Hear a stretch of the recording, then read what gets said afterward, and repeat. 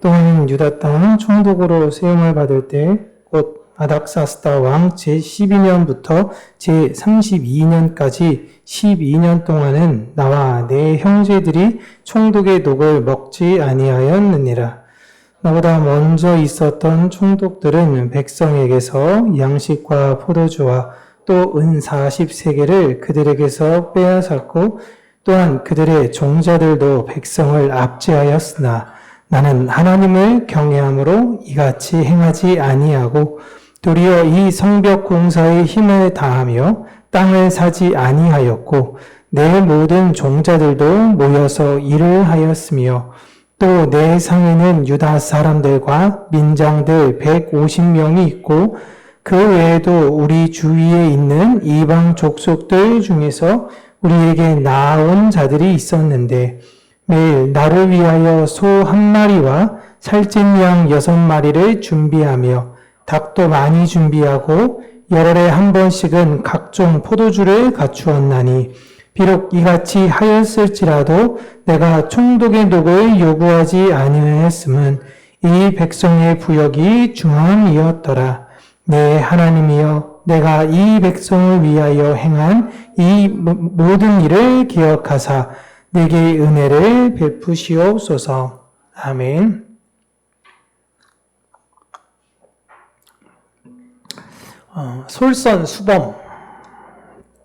솔선수범이라는 제목으로 하나님의 말씀을 사랑하는 성도님들과 함께 나누도록 하겠습니다. 솔선수범이라는 것은 어떤 일에 있어 그것을 먼저 수행하여 다른 이들에게 귀감이 되는 것을 말하고 있죠. 그런데 기독교인은 누군가의 귀감이 되고자 행동을 하는 사람들이 아니라 누군가를 사랑하기 때문에 행동하는 사람들입니다. 다시 한번요. 기독교인은요, 누군가에게 귀감이 되고자 행동하는 게 아니에요. 본이 되려고 행동하는 게 아니라 누군가를 사랑하기 때문에 행동하는 사람들입니다. 여러분, 귀감이 되겠다라는 건요, 결국 내가 존경을 받겠다라는 의도입니다. 그러나 사랑을 하겠다라는 건 내가 희생을 감수하겠다라는 의미예요. 그런데 그 사랑도 사랑하는 대상이 중요한 게 아니라 내 안에 그 사랑이 계시기 때문에 하게 되는 것입니다. 내가 예수님을 사랑하기 때문에, 내가 내 안에 계신 예수님을 사랑하니 다른 이들을 사랑하는 것이에요. 다른 누군가를 좋아해서 하는 사랑, 내가 내 자식이니까, 좋아하는 이성이니까, 좋아하는 사람이니까, 존경하는 분이니까, 이래서 좋아하는 사랑을 성경에서는 사랑한다라고 말하지 않습니다. 여러분, 솔선수범이라는 것은요, 내가 본이 되겠다라는 의도가 그 안에 있는 것이 아니라 예수님을 닮으려고 애씀에서 나오는 열매인 것입니다. 그 예로 오늘은 느헤미야를 인용하고 있습니다. 그 느헤미야는 세 번째 이스라엘 백성들이 이제 귀환 한 사람의 대표자였는데요. 예루살렘에 무너진 성벽을 제거하기 위해 파견되었던 총독입니다. 총독이에요, 총독. 이 사람은 여러분 페르시아, 지금의 어디죠? 페르시아? 바사제국? 그죠? 이란이죠? 이란. 이란. 이 바사제국 시절에, 그것도 가장 잘 나갔던 시절에 술 맡은 관원장으로요, 지금의 그 직책을 정확하게 따지긴 어렵지만 쉽게 이야기하면 비서실장 혹은 경호처장입니다. 엄청 지위가 높은 사람이에요. 예? 이 사람이 자신의 이익과 명예를 위해서 살아도 충분합니다. 여러분, 한낱 조그만 나라의 비서실장 경호처장이 아니라 대제국의 비서실장이자 경호처장입니다. 어마어마한 권세와 권력이에요. 그런데 이 느헤미야는요, 무너졌던 예루살렘과 피폐한 유대 땅에 있는 자신의 민족이 계속 마음에 걸렸던 것입니다. 그래서 왕에게 아주 정중하게 부탁해서 총독의 자리로 그곳에 간 것이에요. 험지도 이런 험지가 없습니다. 고생해도 이런 고생길이 없어요. 느헤미야가 도착해보니 상황은 생각했던 것보다 훨씬 심각했습니다. 극심한 흉년과 무거운 세금으로 인해서 백성들은 밭과 포도원에 저장 잡혔고요. 심지어 자녀를 종으로 팔아야 하는 비참한 처지를 자신의 눈으로 본 거예요. 그는 성벽을 52일 만에 완성한 행정의 천재였습니다. 그리고 자신들을 방해하는 외부 세력의 관계를 파악한 뛰어난 전략가이기도 했어요. 그들이 페르시아로 거짓된 보고서를 통해서 자신을 고발해서 죽이려고 합니다. 페르시아에게 거짓 문서를 보내서 지금 느헤미야가 여기서 세력을 귀합해가지고 반란을 일으키고 있습니다. 이런 편지를 보낼 때 뛰어난 외교술로 그 모든 것들을 슬기롭게 극복했던 정치인이었어요. 여기에 더해 자신의 공동체의 아픔을 끌어안은 지도자였다는 것입니다. 이게 가장 중요해요. 성경은 이거에 있어서 큰 포커스를 맞추고 있습니다. 느헤미야는 유다 총독으로 임명받은 후 무려 12년 동안 총독으로 당연히 받아야 할 녹을 받지 않았다라는 겁니다. 여기서 녹이라는 거는요, 지금으로 따지면 월급, 법인카드 이런 걸 이야기하고 있는 거예요. 당시 총독의 월급은 은 40세겔이었습니다. 은 40세겔. 지금으로 따져보니까요, 한 1200에서 1500만 원 정도예요. 지금 여러분, 그런 우리나라 관료들이 받는 거랑 비슷하지 않습니까? 한 1200, 1500? 뭐 이 정도 받죠? 근데 다만, 여기가 여러분, 대한민국이 아니라 지금의 유대 땅은 캄보디아보다 힘든 상황이에요. 응? 지금 캄보디아 월급이 한 20만 원이 안 되죠. 라오스 이런 데 막 17만 원 이렇다라고 합니다. 그런 곳에 월급 1,500만 원을 가져가는 사람이 있다고 여러분 생각을 해보세요. 어마어마한 거예요. 그리고 이게 기본급입니다. 기본급. 기본급이 이렇고 거기에 법인카드, 특수활동비 이런 거 다 따로라는 거예요. 이게 법이자 권리였습니다. 여러분 이러려고 총독한다라는 거예요. 그러나 느헤미야는요, 공동체가 고통받고 있을 때 자신의 합법적인 권리를 주장한 것이 오히려 그들에게 폭력이 될 수 있음을 알았습니다. 그래서 돈을 안 받아요. 안 받기로 합니다. 몇 년 동안 안 받아요? 네, 12년 동안 안 받습니다. 지금의 시대에 근로계약과 법이 보장되는 범위 내에서 이윤을 추구하고 자신의 권리를 챙기는 건 너무나 당연한 일입니다. 그런데 이 세상의 법을 초월하여 사랑의 법을 보이는 사람들이 지금 시대도 있고요. 그 시대에 누구였냐? 지도자였던 느헤미야였습니다. 공동체의 아픔에 공감하며 기꺼이 자신의 몫을 포기할 줄 아는 사람이 그렇게 나오게 돼요. 합리성이라는 이름으로 나의 이익만을 쫓는 세상에서 이웃을 위해 나의 정당한 권리를 기꺼이 버리는 사람이 나온다라는 거예요. 저는 이게 하나님이 원하시는 그리스도인의 모습이라고 생각을 해요. 참 어렵긴 하죠. 그렇다면 느헤미야는 어떻게 이런 엄청난 희생을 한 달, 두 달, 12달, 1년이 아니라 12년이나 지속할 수 있었을까라고 생각이 들어가요. 여러분, 악한 사람들은 자신의 이익만을 보는 게 악한 사람들의 모습입니다.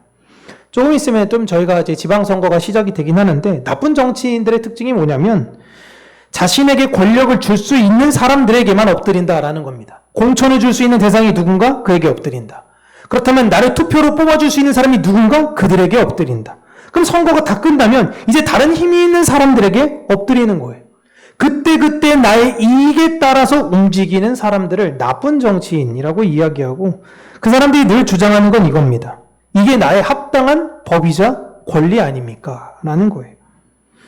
일반적인 사람들은 12년이 아니라 한 달만, 1년만 희생하라고 해도 여러분 절대 못합니다.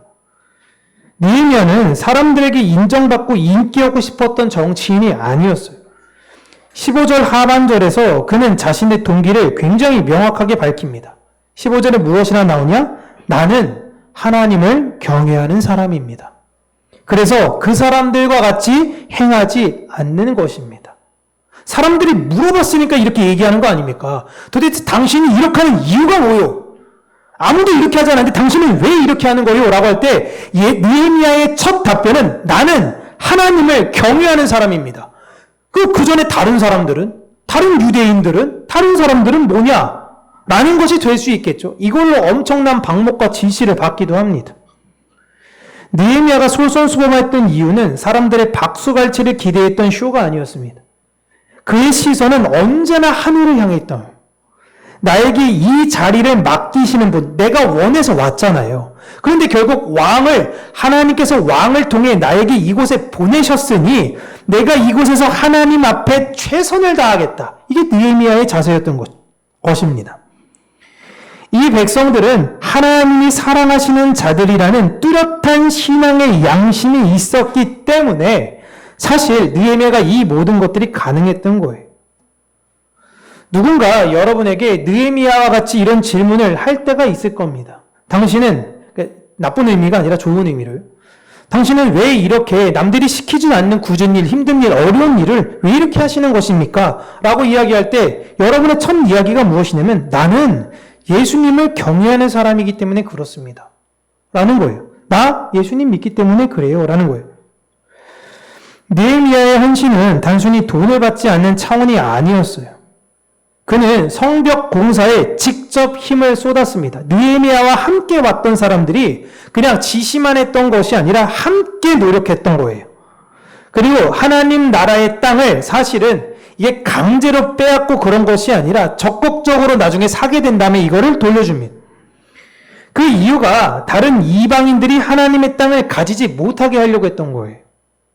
더욱 놀라운 것은 매일 유다 사람들과 민장들 150명 그리고 주변의 성실한 이방인들까지 자기 상에서 함께 밥을 먹었는데 소 1마리, 양 6마리, 닭과 열흘에 한 번씩 포도주, 엄청난 비용이 온전히 사비로 감당했던 겁니다. 이거 얼마나 될까요? 법인카드로 해도 돼요. 자기 그냥 받는 돈으로 해도 됩니다. 여러분 그렇게 생각내는 거죠. 그렇게 해도 돼요. 근데 느헤미야는 안 하겠다라는 거예요. 그건 내 것이 아니니까. 하나님이 내 백성에게 주신 걸 내가 그들로부터 강탈하게 되는 것 같으니 내가 너희들한테 그걸 요구하지 않고 도리어 내가 내 돈으로 하겠다라는 겁니다. 이 느헤미야는 지시만 내렸던 정치인이 아니고 행정가가 아니었습니다. 공동체의 무거운 짐을 자신의 어깨로 직접 옮겨 맨 사람이었어요. 진짜 신앙은 머리로 계산하는 것이 아닙니다. 손과 발 그리고 자신의 것을 실질적으로 줄 수 있는 용기에서 증명되는 거예요. 내 것을 줄 수 있느냐라는 겁니다. 그런데 이런 느헤미야를 음해하는 사람들이 진짜 많아요. 지가 잘났으면 얼마나 잘났어? 페르시아에서 그렇게 오랫동안 싸바싸바 해가지고 그 위치나 차지해가지고 아무런 고생도 모르는 금수저 주제에 이렇게 이야기하고 이렇게 하려고 하나님의 뜻대로 하려고 해도 계속 방해합니다. 근데 이방인들만 방해하면 뭐라고 하지 않겠어요? 같이 하나님을 믿는 사람들도 질투하고 음해해요. 역사 속에 이런 사람들이 여러분 늘 등장합니다. 뭘 해도 계속 불만이고 뭘 해도 계속 트집 잡으려고만 하는 거예요. 느헤미야는 자신이 하는 모든 것을 하나님은 다 아신다라는 고백을 합니다. 하나님은 내 중심을 아시죠. 내가 왜 이렇게 하시는지 다른 사람들은 다 오해해도 하나님은 아시죠. 나는 하나님을 믿습니다. 그래서 느헤미야는요, 사람들 앞에서 자기가 그동안 했던 것들을 쭉 연설하면서 자랑하는 것이 아니라 하나님 앞에 조용히 기도합니다. 하나님을 바라보면서 했던 일들, 하나님이 원하셨던 이웃 사랑의 길을 보였던 모습들. 느헤미야가 하나님께 기도했던 내용은요. 하나님, 이제 또 총독의 자리가 바뀔 수도 있는데 총독의 자리를 어떻게든 지켜주시옵소서. 내가 아니면 이 사람들은 누가 이끌고 가겠습니까? 하나님, 나를 지켜주세요. 나를 명예롭게 해주세요. 이런 기도를 한 것이 아니었습니다. 하나님의 은혜를 계속 제 안에 부어주세요. 이 말이 뭐예요? 앞으로도 12년간 동안은 내 돈으로 계속했는데 앞으로도 하나님 할 수 있는 만큼 내 것으로 이들을 사랑하게 해주세요. 라는 것입니다. 솔선수범의 길을 걷고 희생의 길을 걸으면요, 외롭고 억울할 때가 많이 있습니다. 희생하고 헌신해도 몰라주고 오해받기도 해요. 나중에는 도움받는 걸 당연하게 여기는 사람들도 만납니다. 그럴 때마다 마음이 무너지고 허탈할 때가 있어요.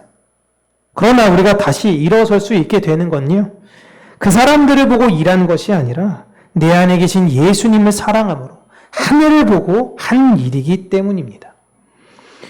우리의 열심을 하나님은 다 아십니다. 여러분들의 섬김과 봉사, 다 하나님이 아세요.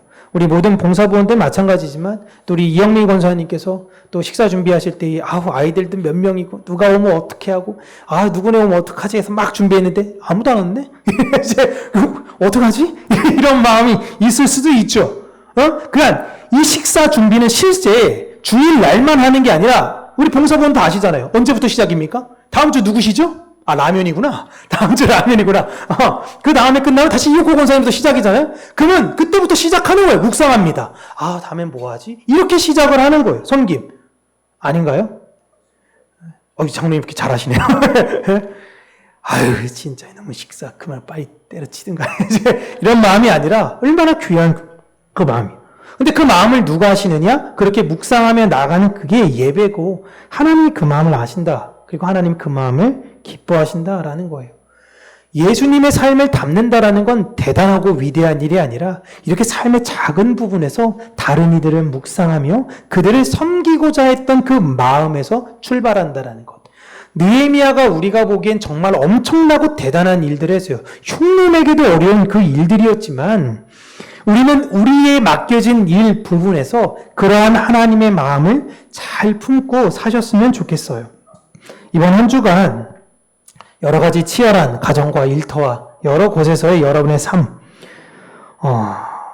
그곳에서 느헤미야와 같이 먼저 짐을 질 수 있고 한 번 더 내가 그들에게 예수님의 사랑으로 따뜻하게 다가갈 수 있는 그 은혜가 가득하시길 주님의 이름으로 축복합니다. 기도하겠습니다.